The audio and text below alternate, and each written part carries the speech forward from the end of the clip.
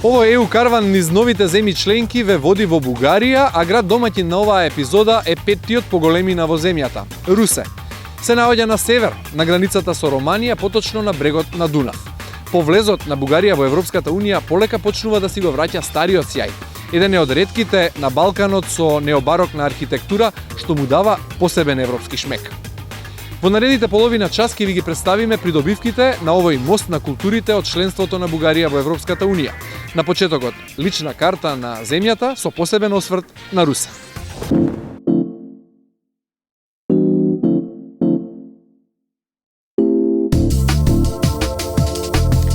Бугарија на европското семејство му се приклучи на 1 јануари 2007 година. Членството во Европската Унија во првиот програмски период и донесе 9,1 милиарди евра. Последните 8 години фокусот е ставен врз управувањето на средства од европските фондови кои имаат суштинско значење за економскиот раст на земјата. Пристапувањето на Бугарија кон Европската Унија влијаеше и на локалниот развој, а се овозможи и подлабока прекогранична соработка.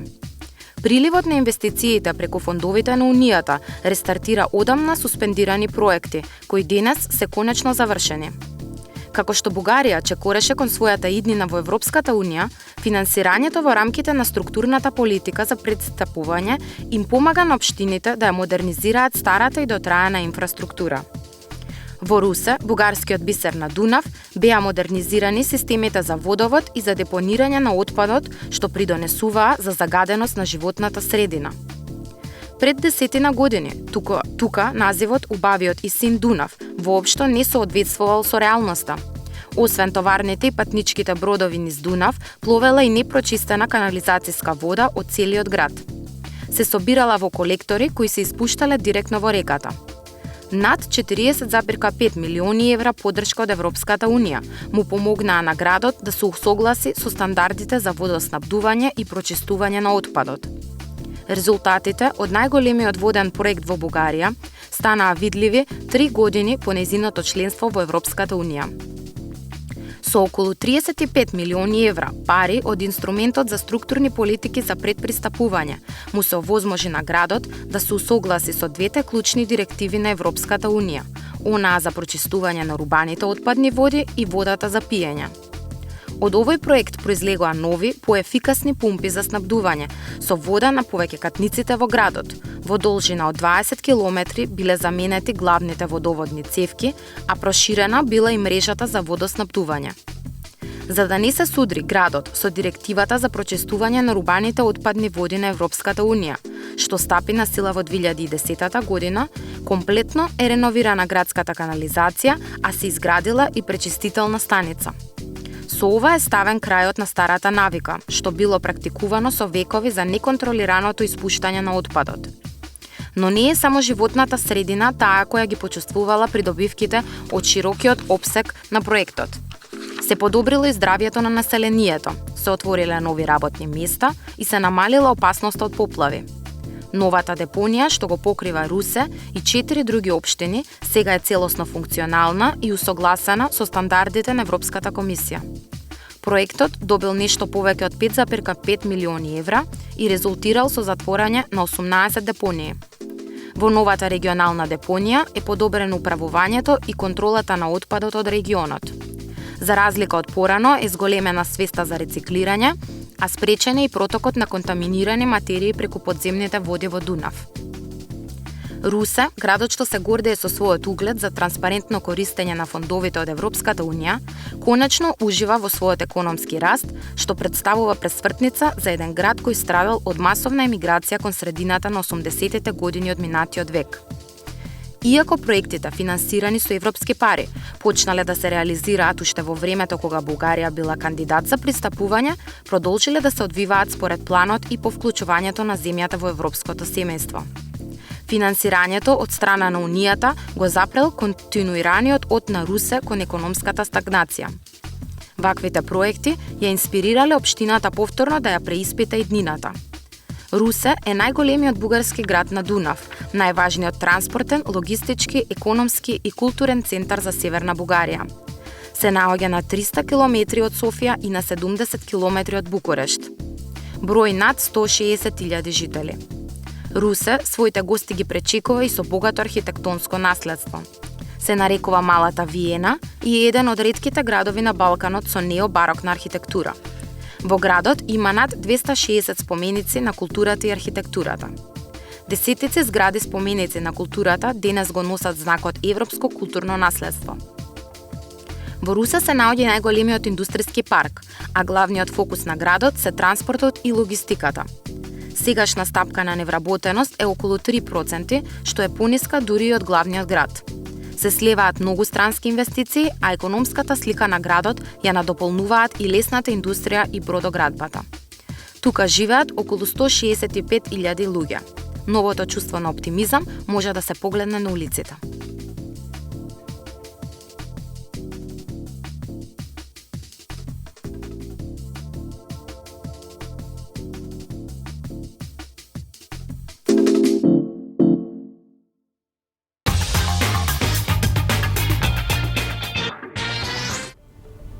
Се наоѓаме во кабинетот на заменик градоначалникот на Русе, господинот Страхил Карапчански, задолжен за европски развој на општината. Господине Карапчански, добре дојдовте во ЕУ караванот низ новите земји членки. Ке може ли на почетокот да ни кажете нешто повеќе за Русе и за европските проекти кои се изведуваат во градот?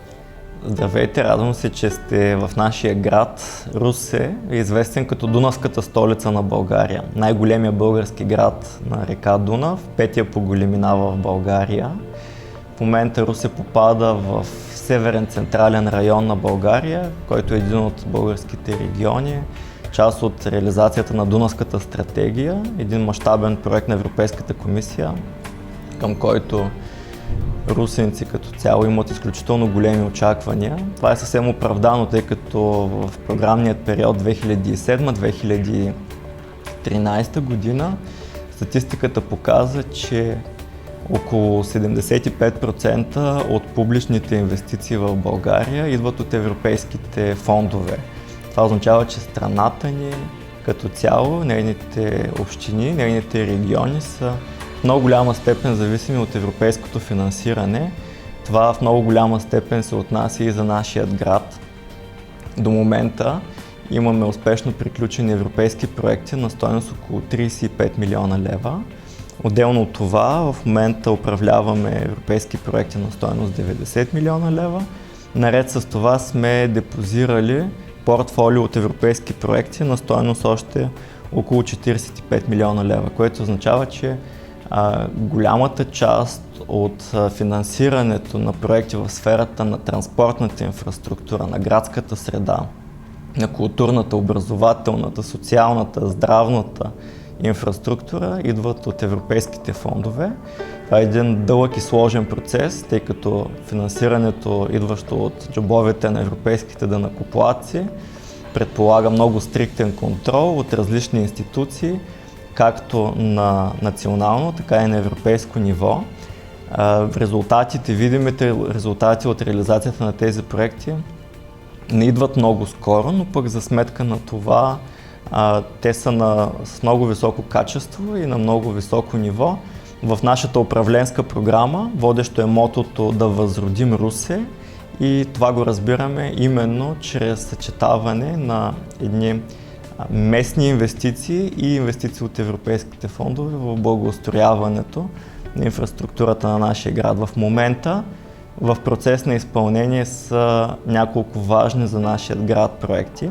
На първо място бих поставил трансграничния проект, в рамките на който реконструираме булевард, свързващ центровете на град Русе с нашия град-близнак от страна на Румъния, Гюргево, с финансиране по оперативната програма за трансгранично сътрудничество. Изграждаме един модерен булевард, който ще бъде готов в следващите 3 месеца. Модерен, широк булевард с велосипедна връзка, минаващ през Дунав мост.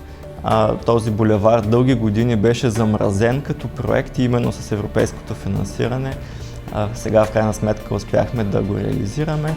Наред с това на територията на нашия град реализираме проект за интегриран градски транспорт, в рамките на който приобщаваме периферни квартали към градския център, строим нови улици, подобряваме транспортната свързаност, изграждаме единен център за управление на градския транспорт, електронна система за таксуване на пътниците, 14 км велосипедна мрежа, иновации, които така или иначе със собствени ресурси община Русе не би могла да си позволи. Освен това, гражданите с особен интерес и ентусиазъм посрещат и дейностите, които реализираме в централната градска част. Успешно приключихме проект за ремонт и благоустрояване на центъра на Русе. В момента благоустрояваме централната улица Александровска, свързваща стария и новия център с модерна, зелена пешеходна зона. Работим активно по възстановяване на музейния ансамбъл на Русе. В момента Русе разполага с един изключително модерен и атрактивен екомузей, най-модерният в България, реконструиран с европейско финансиране. Тази сграда, между другото, над 30 години беше затворена, именно благодарение на европейския проект, който приключи успешно в края на септември месец миналата година. Успяхме да превърнем тази сграда в наистина притегателен център за инвестиции, само за туристи. Само в първите 3 месеца след откриването на обекта беше ясно, че тази инвестиция от около 4,5 милиона лева привлече 16 800 туристи към екомузея. Точно срещу него е ремонтираната сграда на регионалният исторически музей. Зад него се намира експозиционната площ на открито, която ние наричаме Русенския лапидариум, също ремонтирани в рамките на този проект. И по този начин наистина възстановяваме блясъка, туристическия, културния блясък на нашия град. Едно од главните обележја на Русе е екомузеот со аквариум сместен во оваа зграда. Изграден е со помош на европските фондови, пуштен во употреба лани во септември. Дневно го посетуваат стотина туристи, главно странци, а атрактивен е исто така и за бугарите. Ова не е зоолошката градина во Русе, туку екомузеот, изграден со помош на европските фондови. Разговараме со уредникот во музеот Венцеслав Петков. Господин Петков, кажете ни нешто повеќе за музеот во Русе. Музеят в Русе претендира да е един от най-атрактивните музеи в цяла България. Не защото е построен най-скоро и изграден най-скоро, а защото тук са вмъкнати едни от най-добрите технологии и най-добрите практики, използване въобще в музеологията. Тук си позволихме да направим възстановка на един от най-популярните мамути, живяли по нашите земи. И това е въпросният космат мамут, който виждате зад нас.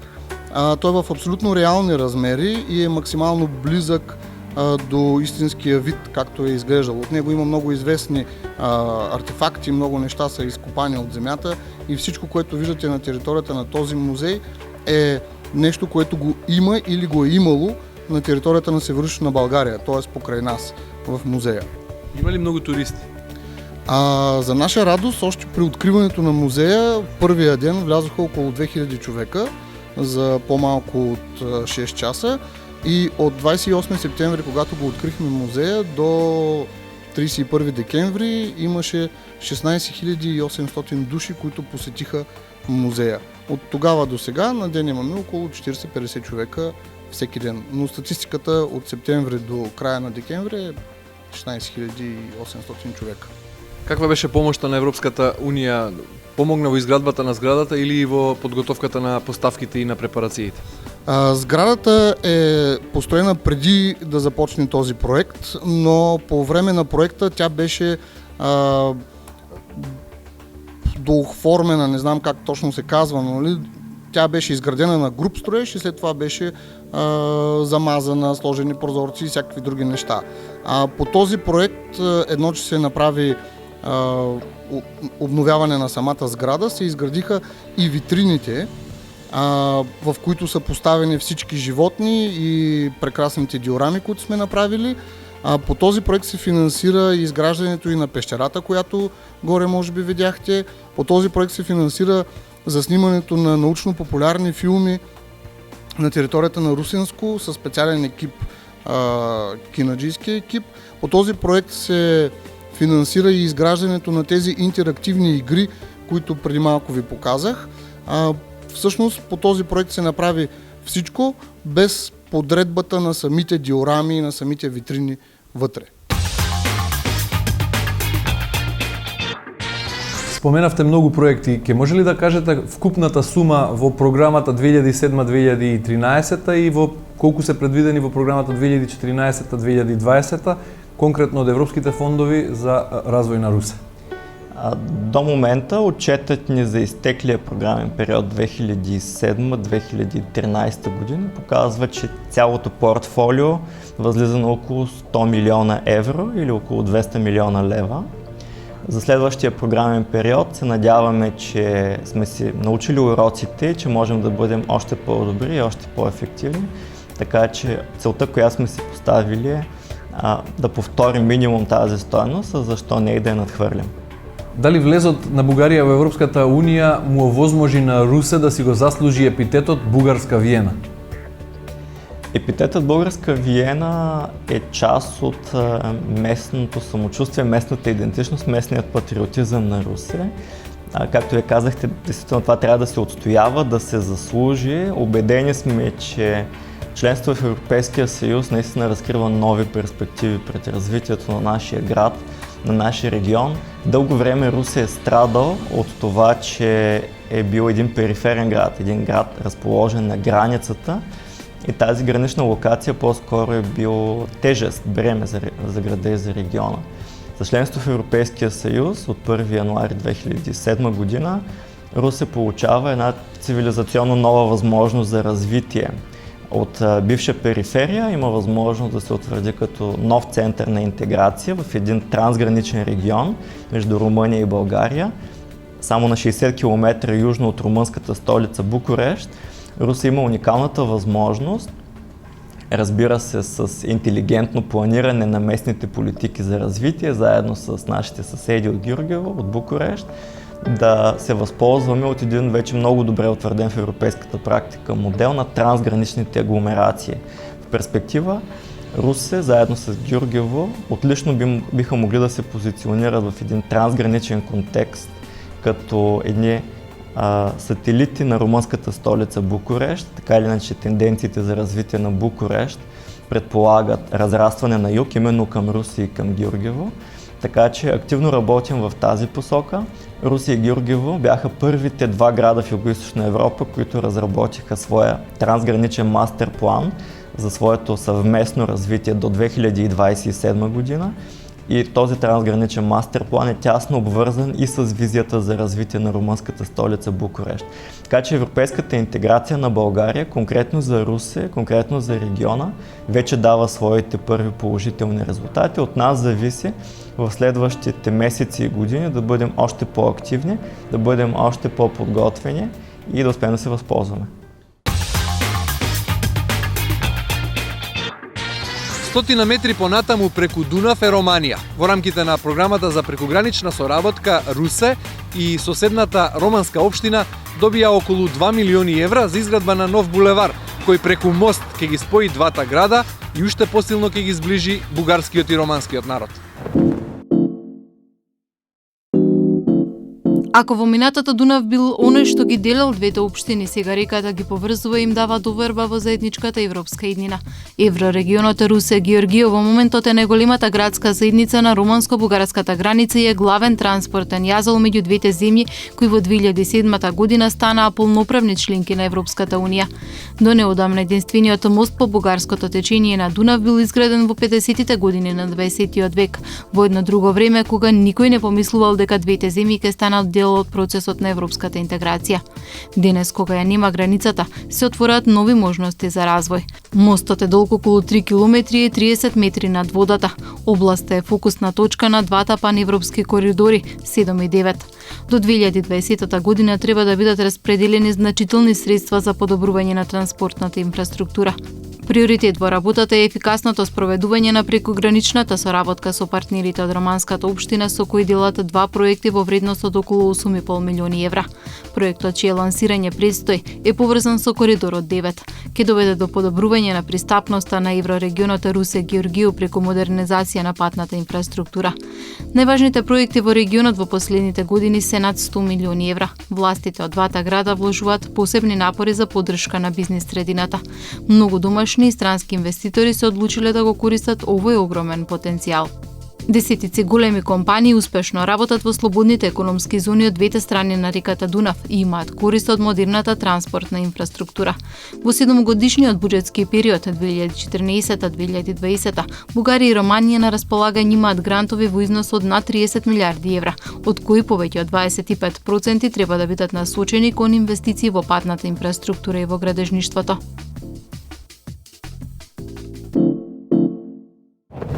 До пред неколку години во Дунав, освен големи товарни и патнички бродови, се изфрлаа и отпадните канализацијски води. Со помош на европските фондови направивте нова депонија која е, колку што знам, регионална, односно за повеќе градови од Бугарија. Ке може ли да ни кажете нешто повеќе за тој проект?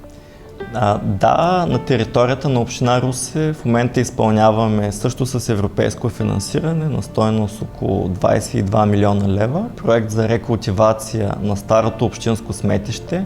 Това е един проект с особено значение за нашата община, в частност за хората, които живеят в близост до тази площадка. Конкретно за нашия град екологичната тема винаги е била обект на особена чувствителност и на особен интерес. Истината е, че самата стойност на тази инвестиция също така не беше по силите на нашата община. Добрата новина е, че финансирането, което беше привлечено, е изцяло безвъзмездно и от тук нататък за нас е изключително важно да спазим всички срокове и тази рекултивация да бъде приключена в срок. Со 11 милиони евра од европските фондови во 2006 е изградена оваа депонија во Русе. Функционира како регионална и во неа се одложува сметот од повеќе градови во околината. Разговараме со господинот Петар Димитров, заменик управител на регионалната депонија во Русе. Господин Димитров, ве молам, кажете ни нешто повеќе за депонијата. Депото в Русе се е разположило на площ от 300 декара и обслужваме, обработваме, депонираме отпадъците от няколко русенски района. Освен това и от най-близките градове, които са до нас. Обема на клетките, които са подготвени, е за около 1 600 000 тона отпадъци. На ден или месечно? Не, общо като обем. Обем. Отпадъци, толкова може да събере. Има 3 клетки за битови отпадъци, по около 5-600 000 тона, 2 клетки за строителни отпадъци и 2 клетки за опасни отпадъци, така наречени опасни, там където спряхме горе. С тая дейност ние напълно обслужваме гражданите и вече на този етап насочваме усилията си към усъвършенстване на дейността, свързана с екологичното развитие на района. Имаме пречиствателна станция, както ви показах. Пречиствателната станция служи за обработване на инфилтрата, водата, която отпада, мръсната вода. И след като я обработим, тя се насочва към градския колектор, оттам към река Дунав. Това е в общи линии. Няколко фирми има, които са организирани в дружества, които носят отпадъците. Една от фирмите обслужва град Русе, други фирми има, като обслужват другите градове, за които ви говорих. Това е технологията, с която сме направили организация. Тук разполагаме с персонал около 15, 16, 17 човека. Може ли ни кажете нешто повеќе кога е изградена депонијата и колку пари од европските фондови се искористени за тоа? Така, аз не съм от началото на построяването на пречиствателна станция. В 2009 година, 2010 е построена. И наистина има европейски пари, за които не мога да говоря в момента. Може ли ни кажете каква е еколошката опасност за Русе и за регионот од постоењето на оваа депонија? Нашия регион имаме екологичната опасност, произлиза винаги от опасните отпадъци, за които ние имаме 2 клетки. 2 клетки от опасни отпадъци, които се приемат за временно съхранение, след като се стоят тук определено време, държавата има грижата да ги изнесе преработват се и се неутрализират в Германия. Този е принцип. Главно в клетката за опасни отпадъци има съхранени пестициди от времето, когато се използваха опасни отпадъци, като някои, които служаха в земеделието се ползваха. Каква е визијата за развој на оваа депонија? Треба да прерасне да почнете да произведувате газ од отпадот и тоа со помош на парите од европските фондови. Можете ли нешто повеќе за тоа да ни кажете? Мога да ви кажа, че в момента едната от клетките, така наречената клетка 1, която беше на върха горе, е запълнена и в момента тя се рекултивира, т.е. обработва се до краен етап на приключване на нейната дейност. Засипва се там по самата технология, странична фирма, външна фирма върши тази дейност и започна скоро. Срока за изпълнение на дейността е 2 години. Што ќе се случува по тоа? Од сметот ќе се прави газ? От сметта има направена инсталация още при изграждането на клетката, комуникации, които извеждат газта на повърхността. След като се рекултивира, след като се зарини клетката с необходимите слоеви, пръст и други компоненти, тръбите остават на повърхността, те се свързват една с друга, доколкото аз знам, свързват се и газта се събира за по-нататъчна преработка. Това ще стане, да кажем, в близките няколко години, може би. Зборувавте многу за директните проекти финансирани од европските фондови, исто така и за меѓуграничната соработка со вашиот град близнак од другата страна на Дунав, но не слушнавме ништо за придобивките од членството на Бугарија во Европската Унија во сферата на туризмот. Секако дека Дунав стана многу поатрактивен за гостите од Европа, односно патот по Дунав до Русе, откако Бугарија стана дел од големото европско семејство. Темата за туризма, конкретно за Русе и конкретно за Северна България, със сигурност в следващите години ще бъде много по-интересна в сравнение с предходните години. Традиционно туристическата политика на България в близкото минало е била адаптирана към Черноморския регион и към планинските масиви. Тоест, планински и морския туризъм са били водещите в туристическото предлагане на България. Сега с новото туристическо райониране, което съвсем наскоро беше утвърдено на национално ниво, Северна България, Дунавският регион, придобива статут на един от основните акценти в новата туристическа политика на България. Около 21% от средствата за развитие на туризъм ще бъдат насочени именно към Дунавския регион. Това е много добра възможност за нас, на първо място, защото до момента така и не сме успявали активно да се възползваме от круизните форми на туризъм, които са много разпространени, специално по река Дунав. Но до известна степен това е и оправдано, тъй като в момента крайбрежната зона на Русе не е особено атрактивна и не предполага специален интерес, специално внимание от страна на акостиращите туристи към нея. Именно с европейско финансиране в следващите години сме заложили редица проекти за благоустрояване на крайбрежната зона, за превръщането в наистина атрактивна туристическа забележителност, наред с музейния комплекс, който е в много близка разположеност до крайбрежната зона. Считаме, че можем да се възползваме от това. От друга страна, Северна България и Дунавският регион предполагат нови интересни възможности именно за платежоспособните туристи, в това число културния туризъм, в това число екотуризма, в това число винарския туризъм, в това число религиозния туризъм, конкретно за нашият регион, област Русе. Това е много добре развита ниша, до толкова доколкото на територията на общината се намира Басарбовския скален манастир, който е притегателен център и за туристи от Румъния. Освен това, Ивановските скални църкви, Червенската крепост, Боровското съкровище, всичко това са дестинации в много близко разположени до областния център, до град Русе, така че с един активен маркетинг, както на градските забележителности, така и на крайградските туристически дестинации, мисля, че можем да се позиционираме по един много успешен начин. Мислев, какво е влиянието на членството во Бугарија во Европската унија врз туризмот? Членството на България в Европейския съюз има изцяло положително влияние върху развитието на туризма. Свободното движение на хора е една от ключовите придобивки за нашата страна от членство в Европейския съюз. Ръста на интереса към България сред туристи от Централна, от Западна Европа е факт и се надявам това да продължи в следващите години.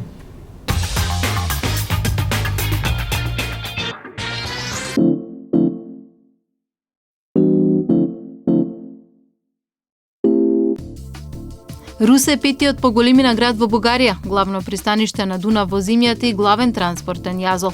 Тука годишно пристануваат околу 500 бродови за крстарење, носат со себе процут во туризмот и даваат живот на економијата. Низ Русе поминува и над 80% од транзитот на стоки меѓу Романија, Бугарија, Грција и Турција во вредност од околу 10 милиарди евра годишно. Како туристички и транспортен центар, областа Русе има голем број предности. Во последните години туристичкиот проток насочен кон општините во овој дел од Бугарија бележи постојан раст. Превладуваат домашните туристи, но Русе е туристичка атракција за странските гости. Најпосетени се манастирите, музеите, пештирите. Регионот околу Русе се карактеризира со многу живописни села кои се идеална туристичка дестинација за оние кои сакаат поинаков одмор. Културните и историските локалитети во општината се посетуваат главно домашните туристи.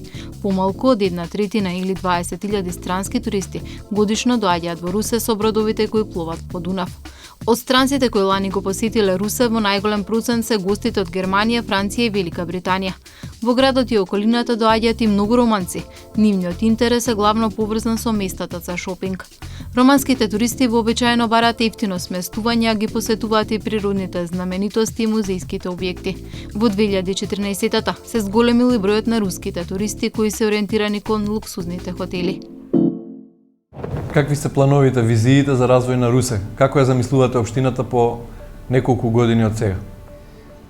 В следващите 7 години имаме 3 основни акцента в нашата работа. Първият основен акцент това е социализирането, приобщаването на русенското крайбрежие към централната градска част. Във връзка с това ще търсим финансиране от новата оперативна програма Региони в растеж, както за благоустрояване на крайбрежната зона, онази част от крайбрежието, която се намира в директна близост до река Дунав. От друга страна, разбира се, и за всички онези напречни свръзки, които свързват крайбрежието с централната градска част. В момента разработваме инвестиционни проекти и до средата на годината те трябва да бъдат готови, за да можем приоритетно да изпълним това голямо очакване на русенци. В последните години повече се говори, отколкото да се действа в това направление. Вторият ни много важен акцент, това е подобряване на бизнес средата в нашия регион. Имаме интегриран план за градско възстановяване и развитие, където наред с крайбрежната зона, друга зона за целенасочено въздействие, това е зоната за бизнес развитие. Искаме да се възползваме активно от добрите традиции, които Русе има вече в сферата на машиностроенето, на автомобилостроенето, автомобилния кластер, който вече се развива в нашия град. Също така имаме отлични традиции в сферата на транспортната и логистичната дейност, за това с особено внимание проследяваме развитието на проекта за логистичен парк, който в още по-голяма степен ще даде тласък на местното икономическо развитие. Също така няма как да останем в страни от европейските тенденции за внедряване на модела интелигентни градове, Smart Cities. В момента чрез проекта за интегриран градски транспорт, който реализираме, осъществяваме една съвсем малка част от широкия спектър дейности по темата Smart Cities, въвеждайки електронното таксуване на пътниците. От тук нататък бихме искали да въведем информационни и комуникационни технологии, които да подпомагат на общината, на администрацията, да управлява публичните процеси, да ги прави по-ефективни, в това число, що се отнася до градския транспорт, до сметосъбирането, до снегопочистването, до осигуряването на обществения ред и сигурност. Всичко това са теми, по които в доста европейски градове вече има отлични практики, които можем да приложим и при нас. Како се живее денес во Русе? Днес в Русе се живее чудесно, защото това е чудесен град. Вие сами сте видяли, че това е малко по-различен град, отколкото тези останалите градове в България, защото архитектурата, ето вижте колко е красиво, има и работещи фирми, все пак. Не знам доколко другите хора, които сте попитали, какво са ви казали. Сигурно всеки е бил по някакъв начин затруднен от живота, защото той като цяло не е лек, но в Русе има и работещи фирми, има пристанище, има туристи и той може да е един чудесен град, още по-чудесен град. Кои се главните придобивки за Русе од членството на Бугарија во Европската унија? Лично аз съм еврооптимист. Аз харесвам това, че България е член на Европейския съюз, защото можем да пътуваме свободно, защото децата ни могат да видят първо Европа, могат да учат в Европа, което не е маловажно. И това, което се е случило в България преди повече от 100 години, тогава млади, интелигентни и напредничави младежи също са били в Европа, учили са там и са се връщали в Русе. Ето за това се е станал толкова красив града. Защото, това не знам дали са ви го казали, но тази по централната улица, Александровска, всички корнизи, знаете ли какво е корнизи? Да. Всички корнизи са точно на едно и също ниво. Защото тогава главният архитект, който е проектирал съвременния вид на града, така е разпоредил, за да има хармония. Той е бил австрийски възпитаник. Едуард Винтер се е казвал, бил е инженер, не е бил архитект дори, но той е смятал, че градът трябва да изглежда по този хармоничен начин. За нас е важно да привличаме от Европа хора, които да ни казват и да променяме някакси нещата, които са образовани. Също за мен най-важно е образованието. Що се отнася до това какво Русе е спечелил от Европейския съюз? Да, много спечели. Защото все пак имаме трансгранично сътрудничество между България и Румъния. Имаме изграждане на нови терминали. Това в пристанището, свободна безмитна зона. Да, центъра, тук има реконструкция, това е по европейски проект. Доколко е сполучлив, няма да коментирам. Но все пак това са свежи пари. Въпросът е обаче да ги контролираме и да ги управляваме правилно. Како се живее денес во Русе? Не виждам разлика. Не? Не виждам разлика, защото заплащането, работа няма за младите, за старите его, пенсиите стоят сета и не ги вдигат и с 200-300 лева пенсия парно ли ще купиш, ще платиш, вода ли си платиш, храна ли си платиш. Ама сега можете да шетате слободно, да одите во Романија? Това е да. Аз съм ходил. Ходил съм и в Чехия, и в Виена, в Венеция, в Италия почти цялата. И младите може да преди пък съм ходил в Съветския съюз безплатно при социализма. Тогава на работниците им даваха така малко да ги въодушевяват, даваха им екскурзии, например. Сега младите може да се пътуваат секаде? Може да пътуват навсякъде, ама сега да имат пари. А парата е важното. В сравнение с преди влизането на България в Европейския съюз, мисля, че живота малко повече се подобри.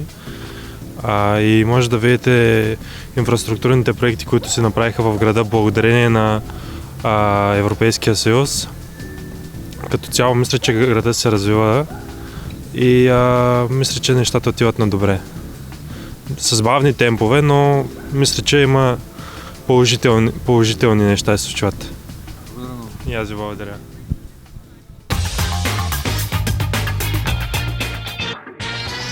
Визија на жителите на Русе е да го достигнат европскиот стандард во секоја сфера.